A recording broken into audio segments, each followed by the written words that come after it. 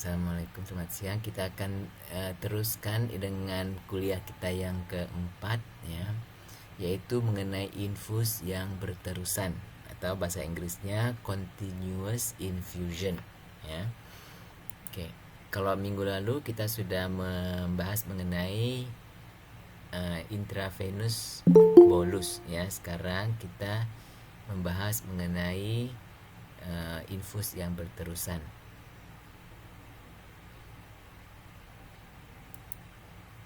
Nah, bentar. Ini kayaknya ada yang masuk ya. Bentar ya. Saya lihat.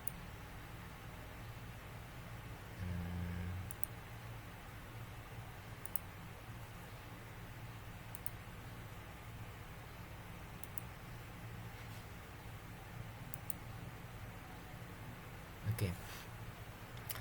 Nah, mengenai continuous infusion ini, ya, infus yang IV, ya, atau IV yang berterusan, ya, beberapa alasan mengapa kita menggunakan infus berterusan ini. Karena kita memerlukan konsentrasi yang tinggi untuk jangka waktu yang lama. Jadi artinya kita harus mempertahankan konsentrasi obat dalam tubuh dia dalam kadar yang cukup tinggi, ya, dan untuk jangka waktu yang lama, misalnya setengah hari, 1 hari, ya. Contohnya adalah antibiotik vancomycin, ya. Dan obat mempunyai waktu paru yang cepat, ya, artinya K-nya waktu parunya kecil, ya. Cepat kan kecil kan, misalnya 1 jam, ya, setengah jam gitu, ya. Bahkan ada yang beberapa detik loh, ya, waktu paru beberapa detik atau berapa menit. Dia kan nggak mungkin kita berikan secara IV bolus, karena kita harus suntik lagi, ngerti nggak? Misalnya suntik IV bolus setiap 1 jam, ya. Kira-kira repot nggak setiap 1 jam mau disuntik? Repot nggak? Iya Pak. Repot, ya. Jadi dengan begitu kita akan memakai IV yang continuous, ya. Jadi kita bilang pakai drip ini, ya, drip, ya, IV berterusan, ya. Contohnya adalah adenosin, ya, obat untuk ritme jantung, ya. Nah, obat bersifat toksik jika diberikan secara cepat, ya. Misalnya IV phenytoin, ya. Kalau phenytoin terlalu cepat diberikan, dia akan menyebabkan depresi jantung, ya. Jantungnya jadi ada bradikardia, ya, depresi jantung, ya. Nah, obat mempunyai indeks terapi yang sempit juga, ya.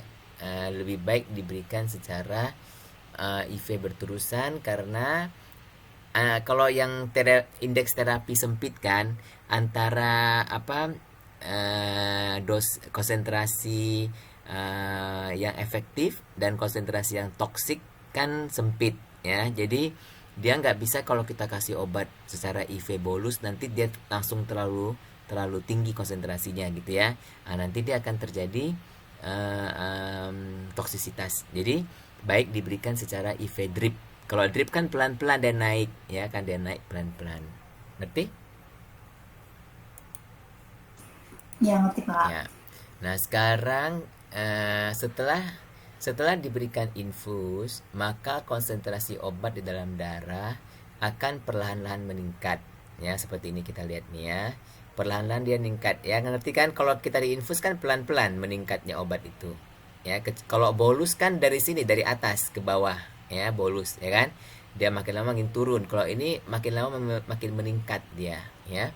Sehingga mencapai tahap tertinggi, ya, dan setelah itu akan menjadi garis datar, ya. Nah, itulah keadaan steady state. Jadi apa itu keadaan steady state? Keadaan steady state adalah keadaan, ya, di mana jumlah obat yang masuk dan jumlah obat yang keluar itu sama, ya. Nah, itu namanya steady state, ya. Nah, kemudian setelah infus itu diberhentikan, nah, maka konsentrasi plasma akan turun, ya. Konsentrasi plasma akan turun dengan menurut dalil reaksi orde yang pertama. Ngerti nggak? Orde pertama itu yang linear, Maaf ya. Pak, telat Pak. Kenapa? Maaf telat join Pak. Iya, ya. Jadi yang ini dia akan naik sampai steady state, nanti dia akan turun, ya. Nah, setelah di stop dia turun menurut dalil reaksi order yang pertama. Ya, itu sebenarnya tergantung obatnya juga sih. Kalau obatnya order non linear ya dan non linear juga ya. Tapi kebanyakan obat nih kalau udah di stop dia akan mengikuti yang linear ya. Nah, kurvanya kan begini sebenarnya asal kurvanya ya. Tapi kalau kita pakai log dia akan garis lurus. Nah, pada keadaan yang steady state, nah ini ya kita bilang keadaan steady state ini, laju obat yang masuk ya, jadi kecepatan obat yang masuk itu administrasi rate-nya ya, adalah ini RA, rate, R itu untuk rate ya, kecepatan ya, A itu untuk administrasi ya, sama dengan S dikali F, jadi S ini adalah salt form, masih ingat salt form ya, jadi misalnya natrium apa, S-nya adalah 1 gitu ya. Terus F itu bioavailabilitas ya kali dosisnya. Jadi S kali F kali dos ya. Jadi sebenarnya ini adalah amount, jumlah yang masuk ya, dibagi dengan tau. Tau itu frekuensi pemberian, misalnya setiap 8 jam, setiap 6 jam, ini dia ya. Nah, jadi ini adalah kecepatan obat yang masuk. Ini kan kecepatan obat kan dia kan dos itu miligram ya. Tau itu apa? Frekuensi kan per jam. Jadi berapa miligram per jam ya. Nah, ini adalah laju obat ya. Nah, laju obat yang keluar, eliminasi rate. Nah, eliminasi rate ini RE singkatannya ya. R itu laju ya. Rate ya, elimination. Ya, itu sama dengan CSS itu konsentrasi pada steady state ini ya, dikali clearance ya, karena clearance ini kan berapa volume yang keluar per waktu ya kan. Nah, kita kalikan dengan konsentrasinya. Konsentrasi itu kan berapa miligram per volume ya. Nah, kalau volume sama volume di sini akan dicoret, akhirnya berapa miligram per waktu. Sama dong ya, berapa miligram per waktu ya. Nah, pada keadaan steady state ya, kecepatan obat yang masuk sama dengan kecepatan obat yang keluar ya. Nah, akhirnya ini yang masuk, ini yang keluar, sesuai dengan ini kan, masuk ke sini kan clearance kali CSS ya. CSS P ini untuk plasma, SS ini untuk apa namanya steady state ya. Nah, setelah kita dapat ini, terus kita apa namanya? Kita ini kan dia CSS-nya clearance. Jadi clearance-nya ini kesiniin, yaitu dibagi ya. Jadi CSS konsentrasi sama dengan konsentrasi pada steady state ya, konsentrasi pada steady state. Biasanya kalau kita tulis, kita nggak tulis P-nya karena udah malas tulis P ya. Kan plasma, P itu plasma, konsentrasi ya kita anggap konsentrasi darah ya. Jadi CSS aja kita tulis ya. Kayak gini CSS ya. Konsentrasi steady state sama dengan S kali F kali dos, ini sini ya, dibagi dengan clearance karena ada clearance ini kali tau. Ya, ngerti nggak sini? Ya. Nah, untuk IV maka F-nya adalah 1 karena kan bioavailabilitas kan kalau absorpsi itu lain-lain ya, tapi kalau suntikan injeksi intravena kan langsung masuk ke intravena, nggak perlu diabsorpsi ya. Jadi F-nya adalah 1 ya. Laju infusion rate ya sama dengan dosis dibagi dengan tau. Oke, dosis kalau ini dia ini kalau ada S ada F. Tapi kalau nggak ada S nggak ada F-nya 1, maka dosis sama dibagi tau ya. Maka CSS adalah S kali R dibagi clearance. Ini kalau dia dalam bentuk infus ya. Ini kan dalam bentuk oral, ini dalam bentuk infus. Jadi kalau infus CSS S kali R, RS ini adalah salt form ya, salt form. Jadi maksudnya kayak seperti natrium diklofenat atau di valproat, itu satu natrium ada 2 valproatnya gitu ya. Jadi ini salt form ya, kayak misalnya thiofilin sama aminofilin ya, S-nya berbeda gitu ya. Nah, kali R dibagi dengan clearance. Jadi ini adalah rumus untuk CSS ya.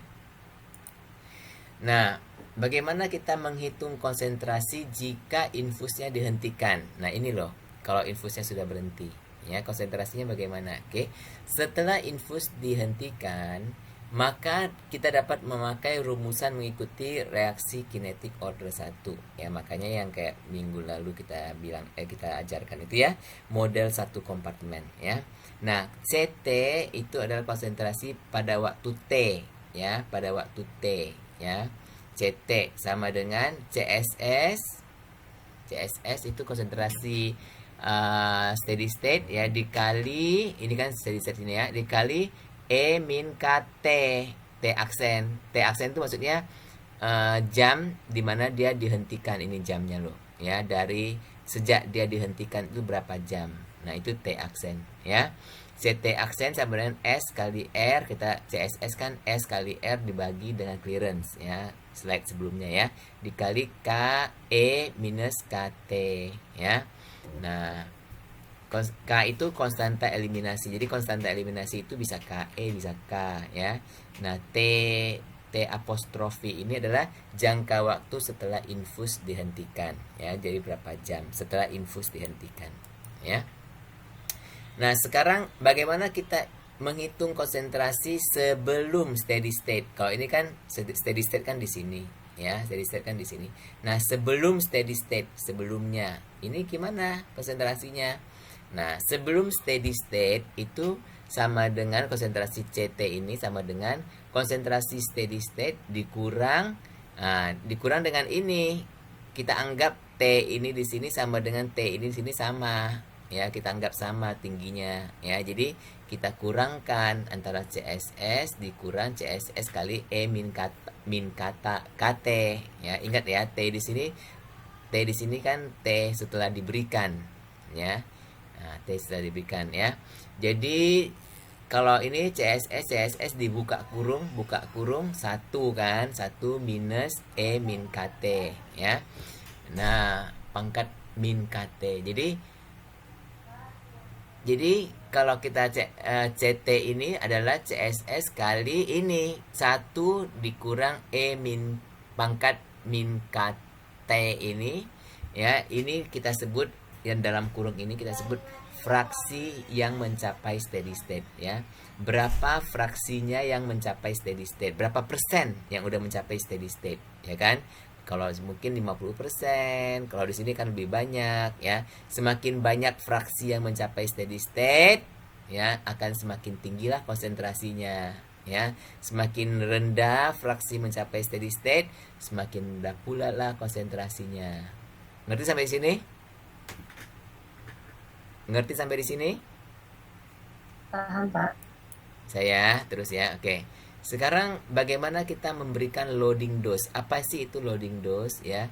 Loading dose itu adalah dosis yang diberikan, dosis awal yang diberikan ya. Biasanya loading dose itu diberikan secara infus bolus ya, secara cepat. Oke. Nah, tujuan kita memberikan loading dose adalah supaya lebih cepat mencapai konsentrasi steady state yang diinginkan ya. Nah, karena kalian tahu kalau kita diinfus ya, dia akan naik pelan-pelan kan sampai steady state ya. Dan kapan dia mencapai steady state? Kapan mencapai steady state? Ayo, yang tadi itu. Di kurva kelima, Pak. 5 ya. Antara 3 sampai 5 kali waktu paruh. Kalau waktu paruhnya 3 jam, dia mencapai steady state sekitar 15 jam kan? Waktu paruhnya 5 jam, dia sekitar 25 jam. Jadi setelah 1 hari gitu ya, baru mencapai steady state ya. Nah, kalau kita pasien ini kondisinya gawat, dia perlu cepat konsentrasi naik untuk mencapai steady state, seperti kayak phenytoin ya, dia perlu cepat gitu ya, karena phenytoin kan tuh orang yang lagi kejang-kejang kan, nggak mungkin kita tunggu orang itu kejang sampai berjam-jam kan ya. Jadi kita akan kasih dia loading dose ya, artinya kita akan kasih dia dosis yang besar dulu ya, baik secara IV bolus atau infus cepat ya. Jadi kalau kita lihat ini, kalau kita nggak pakai loading dose, dia akan naik secara pelan-pelan sampai steady state. Nah, oleh karena itu kita kasih loading dose. Loading dose-nya ini yang warna yang sini, yang lihat ke kursor saya ini ya. Nah, loading dose ini yang dia turun ini, ya, turun ini loading dose ya. Nah, dosis konsentrasi akhirnya itu adalah konsentrasi loading dose ini ditambah dengan konsentrasi infus. Jadi kalau dia di sini ya 0 sama yang di atas dia di sini, nanti dia turun terus dia naik kan. Nah, dia akan terjadi di sini, ngerti nggak? Dia turun di titik ini, jadi konsentrasi yang satu ini di sini sama konsentrasi yang infus sementara naik kan. Nah, jadi dia akan tambah ini tambah yang di sini, jadi di sini gitu. Ngerti nggak? Ngerti apa maksud saya? Ya. Nah, CT itu konsentrasi ini, konsentrasi yang C3 ini ya, adalah sama dengan C1 tambah C2 ya. C3 CT dari ya konsentrasi dari loading dose ditambah konsentrasi infus sebelum steady state ya. Nah, jadi kalau kita buka ininya kita applykan, kita apa namanya? Kita gunakan rumus ini ya, CP3 sama dengan CP1 loading dose ya, tambah CP2 itu infus sebelum mencapai steady state ya. Nah, kalau kita ini CT itu T di mana T di mana ini ya, di mana di titik mana gitu ya, sama aja di titik mana, sama dengan CP1 kan. CP1 itu loading dose kan, kita tahu loading dose itu S solve form ya dikali dengan dosis ya dibagi dengan VD ya, itu loading dose. Tapi loading dose ini tergantung waktu kan, jadi waktunya 1 jam 2 jam dia akan berturun ya, jadi harus dikali E min KT ya, E min pangkat KT.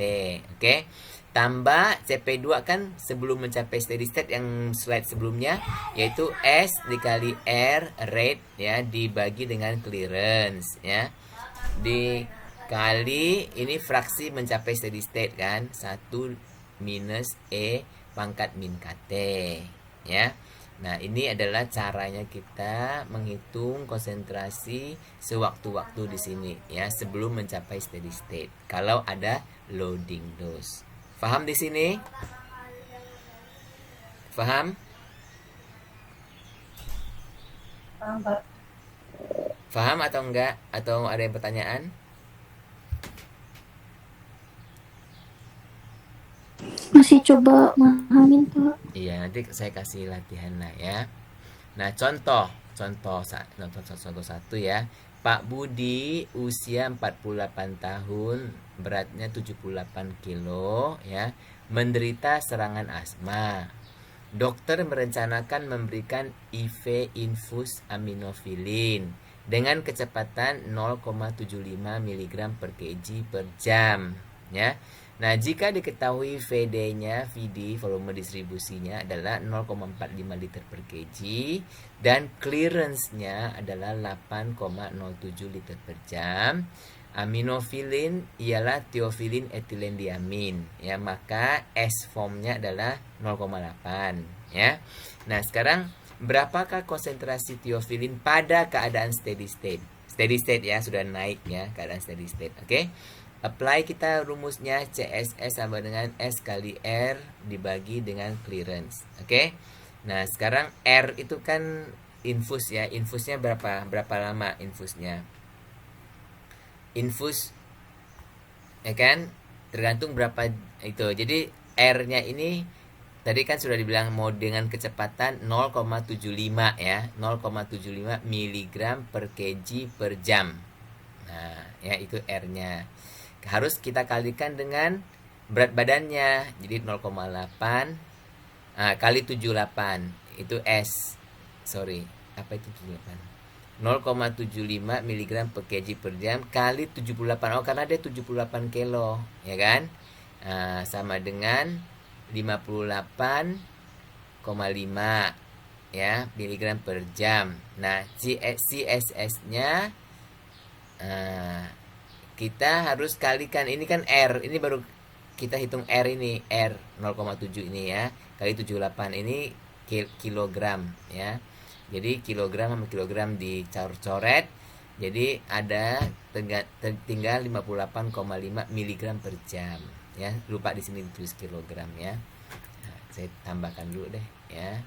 Tambahkan dulu dia kilogram ya, supaya nggak lupa ya. Jadi nanti kilogram sama kilogram kan coret ini, ya kan? Nah ini insert, bisa nggak kita coret? Insert apa? Insert shape ya.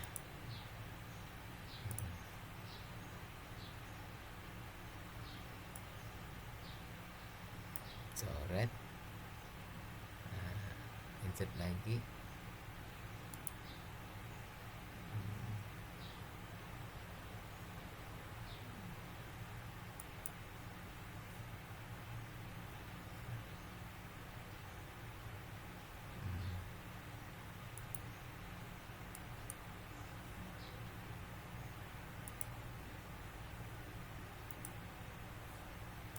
Nah, coret ini juga ya, kita coret ya.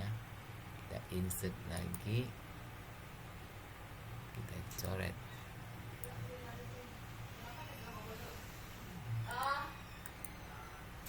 Nah, jadi 58,5 mg per jam ya. CSS-nya, nah kita harus kalikan S-nya. S untuk aminofilin ini tiofilin ya. Untuk tiofilin itu 0,8 karena tiofilin itu 0,8-nya aminofilin ya. Jadi 0,8 dikali 58,5 mg per jam dibagi 8,07. Ini adalah clearance ya, clearance-nya 8,07 liter per jam. Jadi jam sama jam coret. Jadi dia ada 5,8 mg per liter ya, 5,8 mg per liter. Oke. Ini adalah konsentrasi tiofilin steady state ya. Nah, kapankah tiofilin akan mencapai steady state? Nah, waktu untuk mencapai steady state adalah 5 kali waktu paruh ya. Nah, kita hitunglah waktu paruh. Untuk tahu waktu paruh kan kita harus tahu K ya. Jadi kita hitung K. Jadi seperti yang kalian sudah tahu hitung ya. K itu sama dengan clearance dibagi VD ya. Jadi clearance dibagi VD ya. Jadi 8,07 liter per jam dibagi VD-nya 0,45 ya per ini harus kali dengan dia punya berat badan ya, sehingga nanti kita dapatkan 0,229 per jam ya, ini per jam ya. Masukkan dia ke sini K-nya, akhirnya kita dapat jam. Kan ini dia per jam ya, 0,229 per jam. Jadi per lagi akhirnya jamnya jadi sini ya. Jadi lompat ke sini ya. Jadi 3,03 jam ya. Nah, waktu mencapai steady state itu 5 kalinya. 5 kali 3,03 ya, sehingga yaitu 15,15 jam. Ya, dan kita boleh bulatkan jadi 15 jam ya. Nah, kemudian berapakah loading dose yang harus diberikan secara IV bolus bila dikehendaki konsentrasi steady state sebesar 15 mg per liter tercapai segera.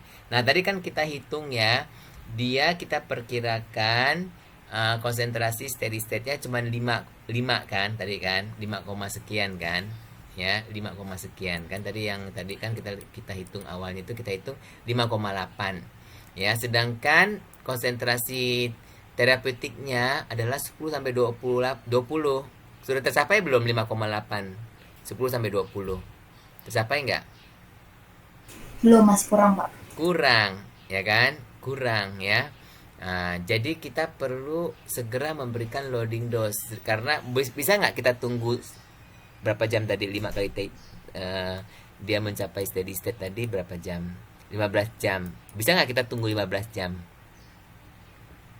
Tidak, kelamaan. Nggak bisa, dia sakit asma ya, keburu mati nanti kan, karena dia sakit asma. Jadi dia nggak bisa tunggu menunggu ya. Jadi kita lihat ini L liter sini.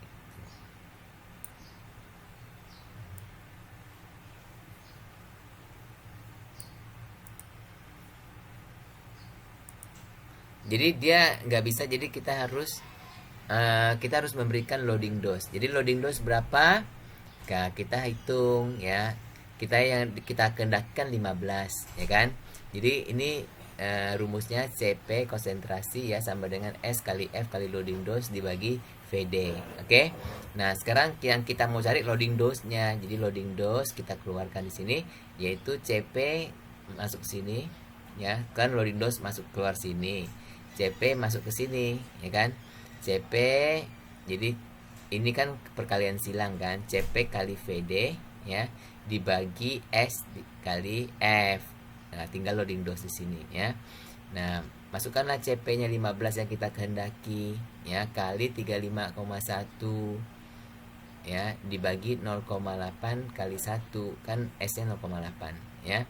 Nah, dapatkanlah kita 658 mg aminofilin ya. 658 mg aminofilin ya yang kita berikan. Jadi LD-nya loading dose. LD adalah loading dose. Jadi kita harus berikan loading dose sekian. Jadi kalau 658 itu bisa kita bulatkan jadi 600 atau bahkan kalau nggak bisa 600 ya 500 ya, tergantung. Karena kadang-kadang satu vial itu 500. Jadi kita bisa kasih 500 ya masih lumayan. Mungkin tercapainya 13 atau berapa gitu ya, 14 ya. Kemudian apa? Filin atau aminofilin, Pak? Aminofilin. Ini kan Oh, kita berarti dia kan range. apanya? Range-nya untuk tiofilin, tapi karena aminofilin itu sebenarnya tiofilin juga, cuma tiofilin tambah etilendiamin ya. Jadi dia ada S, makanya kita harus pakai S formnya 0,8 ya. Kan jadi satu tiofilin itu sama dengan 0,8 aminofilin ya. Nah, karena kita mau pakainya aminofilin, jadi ini kita harus pakai 0,8 ya. Nah, jadi kita Maaf, ada yang minta di-accept, Pak. Oh, Bang Petra. bentar ya. Ini karena saya lagi rekam, jadi agak susah saya mau muncul lagi bentar. Nah, kayaknya kalau sudah kembali ke sini kan, ke slide-nya kan, ya. Nah, kemudian kita contoh keempat, jika diberikan loading dose 500 mg, kan tadi kan kita bilang 658 kan. Kan tanggung 658. Jadi coba kita kasih 500 mg secara IV bolus dan diteruskan dengan IV infusion dengan laju 0,75 mg per kg per jam ya. Berapakah estimasi konsentrasi tiofilin setelah 3 jam? Setelah 3 jam berapa ya? Nah, tadi kan ada tuh rumusan ya. Jadi CT itu adalah konsentrasi setelah loading dose ya. Setelah loading dose dikali dengan KT-nya 3 jam ya. Jadi masukin S loading dose-nya 500, VD-nya 35,1 kali E pangkat min K, ini K-nya udah ada, kali T, T-nya 3 jam ya. Nah, ini ditambah dengan fraksi yang belum mencapai fraksi atau konsentrasi ya sebelum mencapai steady state ya. Ini dia kan 0,8 kali 58,5, ini R kan, karena kita udah kalikan dengan kilogram ya. Jadi 58,5 dibagi dengan 0,87 ya, 1 E masukin K dan T ya, T-nya 3 jam. Dan dia akan menghasilkan 5,73 tambah 2,88 sehingga dia akan menghasilkan 8,61 ya. Jadi dia lebih rendah dari yang seharusnya kan, seharusnya kita maunya 10 ya. Ya, 10 sampai 20, tapi dia akhirnya cuma dapat 8,61, agak rendah nih ya. Karena apa? Karena kita tambahnya cuma 500 mg ininya loading dose-nya ya. Kalau loading dose-nya kita lebih besar kan dia harusnya kita 560 berapa gitu ya. 600, sorry, harusnya 600 lebih, 628. Kita hanya berikan 500 ya. Akhirnya dia lebih rendah CT-nya ya. Nah, ternyata Pak Budi juga menderita penyakit gagal ginjal kronik ya. Setelah diambil konsentrasi plasma pada keesokan harinya 24 jam setelah pemberian infus, ternyata konsentrasi tiofilin dalam plasmanya adalah 30 mg per liter ya. Bahaya nggak 30 mg per liter?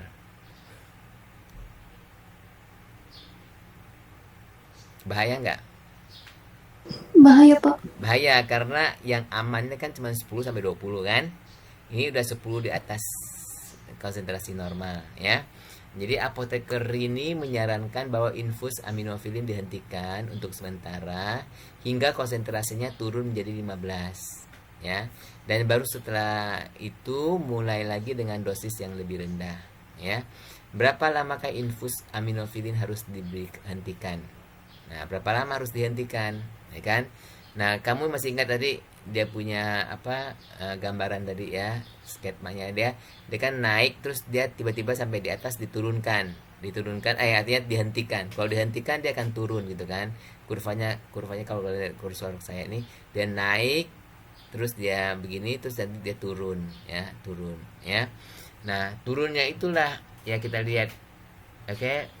Kapan berapa lama dia harus dihentikan. Jadi kita pakai rumusan CT T aksen ini ya. T aksen ini adalah setelah waktu dihentikan, berapa waktunya dihentikan ya, sama dengan CSS dikali E min K T aksen ya. Kita lon kan dia kedua pihak, lon CT juga, lon sini juga ya. Kita akan menghasilkan lon CT aksen sama dengan lon CSS. Nah, barang ini nih E min KT ini kalau kita lonkan dia akan keluar jadi min KT ya, min KT aksen. Nah, dengan ini kita bisa hitung karena KT-nya di sini, yang ini pindah sini jadi lon CSS. Nah, sini ya KT-nya pindah sini supaya jadi positif ya. KT-nya pindah ke sini kan jadi positif nih. Lon CT-nya pindah ke sini ya. Jadi lon CSS minus lon CT aksen dibagi K karena T-nya kan tadinya KT ya kan. Kalau kita mau T aksen ya dibagi K dong ya. Nah, T aksennya lon 30 dikurang lon 15. Jadi dibagi ini ya kan, karena 30 kan dia plasmanya sekarang yang ada ya, dia harus tunggu sampai 15. Oke. Dibagi nanti dia hasilnya adalah 3,02 jam ya. Jadi kita harus hentikan dulu sebanyak 3,02 jam sebelum kita mulai lagi dengan infus yang baru ya. Jadi harus kita hentikan selama 3 jam ya. 0,02 itu udah dianggap nggak usah lah, diskon ya. Jadi dibulatkan jadi 3 jam. Baru kita mulai dengan infus dengan dosis baru. Sini paham nggak? Paham nggak di sini?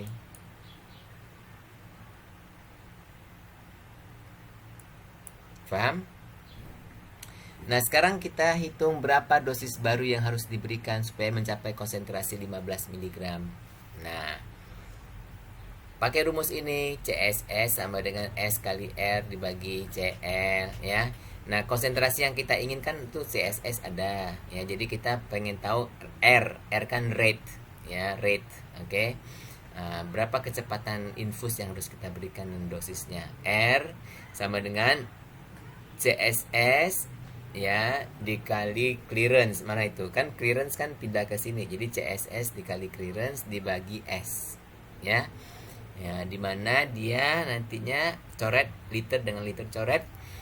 TSS-nya kan 15, kita udah masukin 15 kali 8,07. 8,07 itu apa? R-nya ya, R-nya. Oke. Nah, setelah itu bagi clearance-nya 0,8. Kita dapatkan 151,3 mg per jam. Ya, atau kita dapat bulatkan 150 mg per jam. Jadi setiap jam bayi itu akan disuntik 150 mg. Ya. Oke, ini saja dulu. Apakah ada pertanyaan-pertanyaan?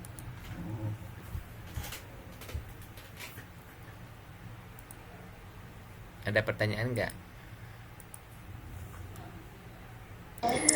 Belum ada, Pak. Lagi coba-coba. Amin.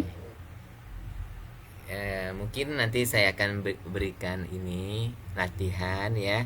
Terus kalian buat latihannya. Nanti kalau ada pertanyaan bisa ditanya pada kuliah yang akan datang ya. Iya, baik, Pak. Mm-mm. Tunggu, ini saya stop rekaman dulu.